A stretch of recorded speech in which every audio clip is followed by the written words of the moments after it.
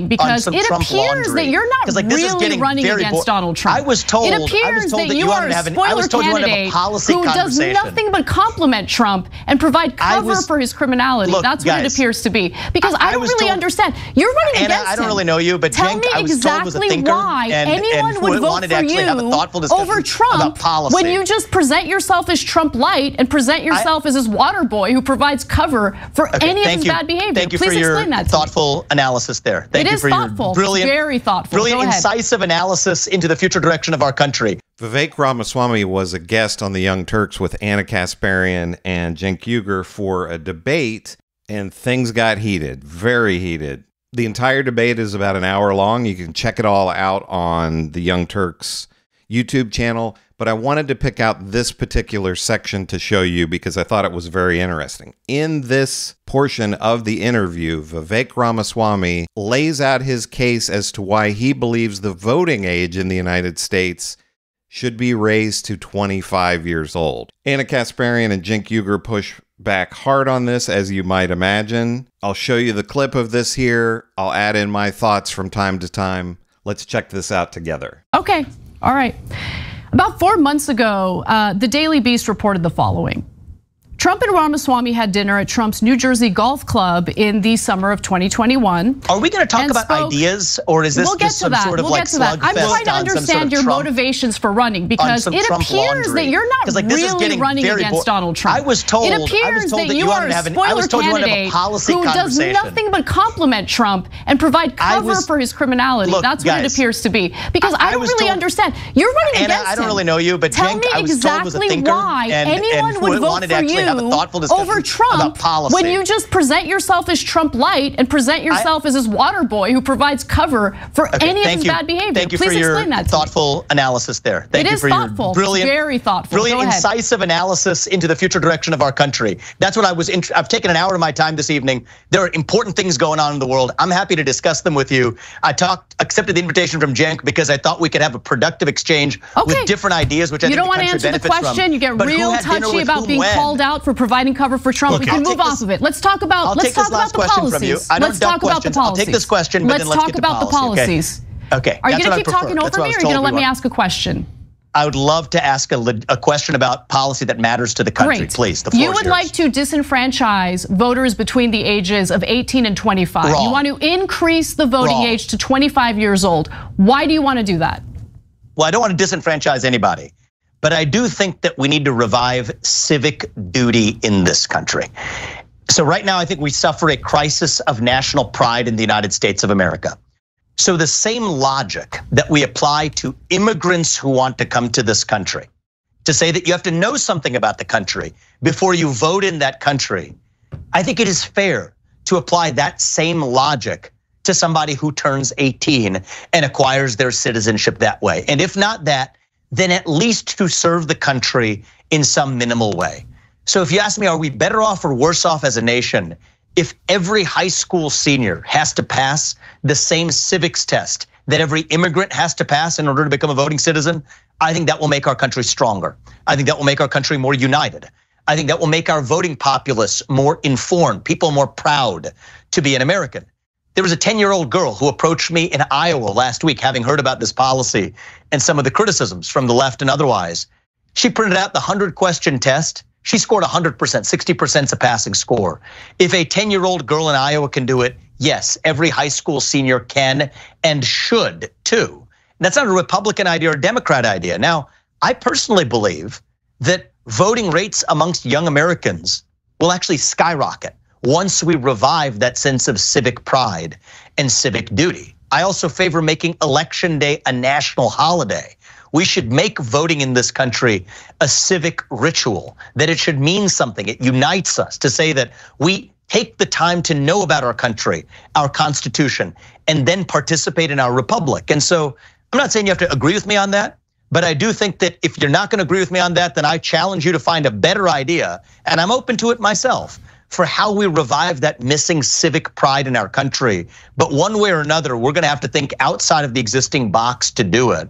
And that's part of where I'm leading the way. So Vivek, I wanna ask a follow-up on that. I have an idea that I've discussed on the show before. I think that after people leave high school, they can go to the military, Peace Corps, AmeriCorps, et cetera. I think it unites the country. So I understand I have a different idea. I think that's interesting. Okay, now in terms of the, you say they need to know civics, but you know that if you knew civics, that this country also has a history of poll taxes, literacy tests, et cetera, to specifically disenfranchise some voters.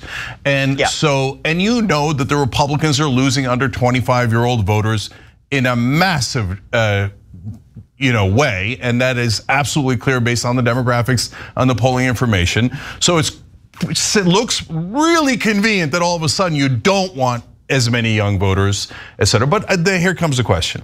So if we did your literacy test, your civics test, and it turned out that 80% of Republicans don't pass it, but 60% of Democrats do pass it. So it's a massive, massive disadvantage for Republicans. You just can't get your ignorant young folks, it's a hypothetical, ignorant young folks that are Republicans to pass any of these tests. Are you still okay with saying, no, 80% of Republican voters that are young, you can't vote because you're too ignorant? I'm okay with it regardless. And I think that the reason we apply the standard is, think about the logic. The poll taxes, a lot of those were made with the explicit purpose of disenfranchising specific groups of people at a point in our national history when we were coming off of some inequitable treatment historically in the eyes of the law. Thankfully, we've moved up forward this country many decades past where we were even in the civil rights movement. Now today, we do, I will remind you, there's a reason why we require every immigrant to this country to know those things before they vote. That's a good thing, by the way. I think that's important. But that same logic, if an immigrant has to know it in order to vote, I don't think it is wrong to say no matter what your skin color or what your political affiliation, you should know the same things about the country at minimum to vote. Okay. And to those for whom you say tests aren't everything, there's a separate point I've built in. 6 months of service to the country in a first responder role or a military role. But the point is, you've got to have some skin in the game, or else you really have no way to play in the game. I think English should be the only language at the voting box.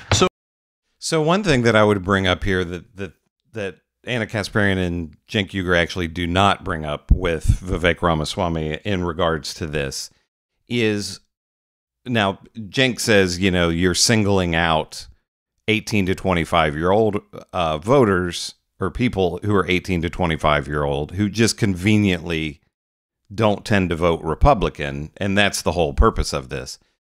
But you would have all these millions of people over 25, some in cases who have been voting for decades and decades, who don't have to take any kind of a test. And how many of those people couldn't pass the same test that immigrants have to in order to become a citizen? So you are singling out these people 18 to 25 years old, Vivek Ramaswamy is, because you would have millions of people, and the older people vote at the highest numbers, and how many of them don't know this information? So Vivek, if you don't know that they're... And one other thing, throughout this interview and debate, if you watch the whole hour-long thing, you can see from Ana Kasparian's expression that she does not like Vivek Ramaswamy. She is just looking a hole through this guy the whole time because he's very disrespectful to her at several points in this interview. There is no such thing as fake electors. Then I guess we would disqualify almost all Republican voters, right? Look, I think that you could take that civics test, see how you do. I challenge you to do it. My guess you'd probably do pretty well. I already took it. I'm a naturalized citizen. I guess you'd do pretty well, Vivek Ramaswamy says. I mean, that's a little bit of a backhanded compliment there to Cenk Uygur. So yes, I good. So I crushed it. You'd have a different. And I guarantee you, I would do much better. So you yourself were an immigrant to this country. Great. Yes. My sense is that many people find this a little too frightening until they take a look at it, and then you say, hey, if somebody's voting for president of the United States, do we think it's important that they know what branch of government the U.S. president leads? I think most people think that's a legitimate thing. I don't think Donald Trump knows that. Are you positive Donald Trump would pass your test? He took a dementia test and thought it was an IQ test. He thinks you could suspend the Constitution for no reason. I think you guys have an obsession. He thinks you could do martial law. I'm sorry, that's the greatest president of the 21st century. Yeah. I think I'm interested in the future of the country, but I'm not interested in particularly psychoanalyzing another individual who seems to be your obsession for the day. No, when but there's Vivek, actually a lot your more obsession. to talk about. I don't know why you're even running yes, and when you say he's the greatest. But let's take a break here. Now, this was recorded before Vivek Ramaswamy had dropped out of the presidential race and Donald Trump was the nominee. And what Ana Kasparian and Cenk Uygur are pointing out here is no matter what they say about Donald Trump, he is unwavering in his full support of Donald Trump, no matter what, will not admit to any wrongdoing by Donald Trump. Vivek Ramaswamy will not admit that he committed any crimes, and everything is a logic pretzel to defend Donald Trump at all costs by Vivek Ramaswamy. And again, just look at Ana Kasparian's face here. Your thesis. Yeah, that's okay. We're going to do policy. We're going to do policy, including a policy I agree with Vivek on when we come back. Stay right here. Okay, so this is just a taste from this great debate that the Young Turks, Ana Kasparian and Cenk Uygur had with Vivek Ramaswamy on their channel. But this is something, this raising the voting age is something that other Republicans, not just Vivek Ramaswamy, had floated. And of course, as Cenk Uygur points out, it's just a way that they could get young voters out of there because old people vote for Republicans in much higher numbers than young people do. So the whole game plan by MAGA and Republicans like Vivek Ramaswamy is to limit voting as much as they can because that's the way that Republicans win. If there are more Democrats than Republicans in the country or more people that side with Democratic Party policies than Republicans. And so if more people vote, it hurts Republicans. We look at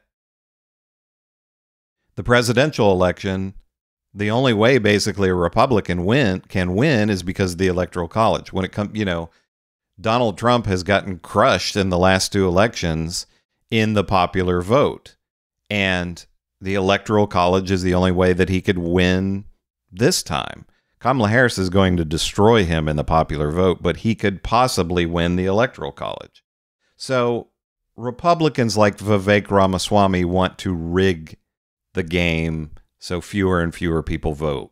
This 18 to 25-year-old this idea of younger people not being able to vote unless they pass a civics test, it's kind of the age-old question that people bring up. But somebody can go and fight in a war at 18, but now they wouldn't be able to even vote about that war that they're being sent to. It's just insane. But Vivek Ramaswamy is not a serious person. As Ana Kasparian and Cenk Uygur point out, he's carrying the water for Donald Trump. He's an unwavering servant to him because he thinks it will further his political career, Vivek Ramaswamy's political career. I'm always trying to pronounce his name correctly. But what do you think? Do you agree with Ana Kasparian and Cenk Uygur here on this point? Should we raise the voting age? If so, why? Why should younger people be singled out, but people over 25 who, there would be no impediment to them to vote? They don't have to take a civics test, so you can have somebody who's 50, 60, 70 years old who maybe knows nothing about the government or how anybody works, but they're just free to vote. Doesn't seem to make sense to me. Make sure to leave me a comment about this video with this debate between Vivek Ramaswamy and Ana Kasparian and Cenk Uygur, or anything else that you want to comment on. And my channel is growing quickly, and your likes and subscribes help that. So continue to like the videos. Your subscribes help me to grow even more, to bring out more content like this. This is Chris on Culture. I will see you in the next video.